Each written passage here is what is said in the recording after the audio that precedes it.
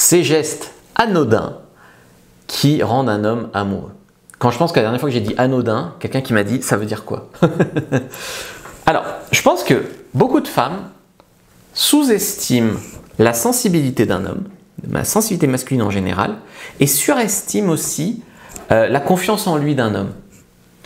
Un homme, il n'a pas toujours très confiance en lui et souvent il se sent trahi, il se sent triste, il se sent rabaissé, il se sent pas bien. Il n'a pas confiance en lui à 100%. Un homme, c'est pas une espèce de robot James Bond. Il faut bien le comprendre ça. Et je sais qu'il y a beaucoup de femmes qui ne le savent pas, ça en vérité. Donc, la première chose que tu peux faire en fait pour rendre un homme plus amoureux de toi, c'est montrer un peu tes failles, montrer tes aspérités. Un homme va tomber amoureux d'une femme qui a ce petit grain de folie, qui est spécial. Or, la plupart des femmes, quand vous rencontrez un homme qui vous plaît vraiment, vous marchez sur des œufs, vous voulez à tout prix avoir l'air normal, etc. Ce n'est pas une bonne stratégie. La deuxième chose pour le faire tomber amoureux, c'est à des moments lui donner une attention pleine. Posez votre téléphone, ne pas regarder votre téléphone pendant qu'il vous parle. Le regarder dans les yeux, sourire à ses histoires, même les plus petites. Il va se sentir important, il va se sentir entendu. Il y a les petits compliments inattendus. J'adore ton énergie aujourd'hui. T'es beau quand t'es concentré comme ça. Les hommes reçoivent rarement des compliments, il faut le savoir. Donc ça les marque fort. Quand tu dis à un homme qu'il est sexy quand il change l'ampoule, ça le marque fort. Et d'ailleurs, il voudra très souvent changer l'ampoule, crois-moi. Il y a le toucher léger et spontané. Il y a pas mal d'études qui ont montré que quand on se touche en tant qu'être humain, on s'apprécie davantage. On se fait davantage confiance. Donc tu peux lui toucher l'épaule en riant, replacer son col, poser ta main sur sa nuque. Ce contact subtil va renforcer la proximité et l'intimité avec lui. Après, il y a tout ce qui est petites attentions au quotidien.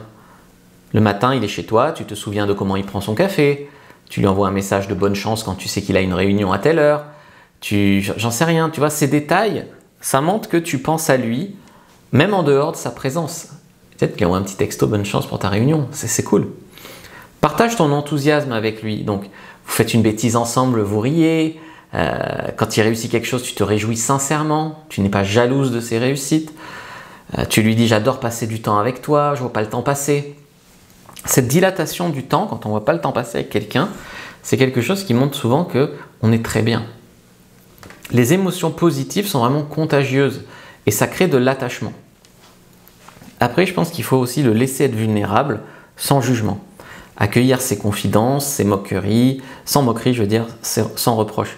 Donc quand il va te dire, je sais pas, j'ai fait de la prison quand j'étais jeune, je sais que vous l'adorez celle-là, ou je sais pas, je fétichise des pieds, rien ne va attacher plus un homme en fait que de sentir qu'il peut être le vrai lui-même avec toi, sans porter un masque, sans marcher sur des œufs, sans faire semblant. Tu peux aussi créer des micro-rituels, une petite blague récurrente entre vous, un petit émoticône le matin que vous vous envoyez toujours. Ces rituels, ça devient un peu vos codes secrets, rien qu'à vous, et ça nourrit vraiment le lien amoureux.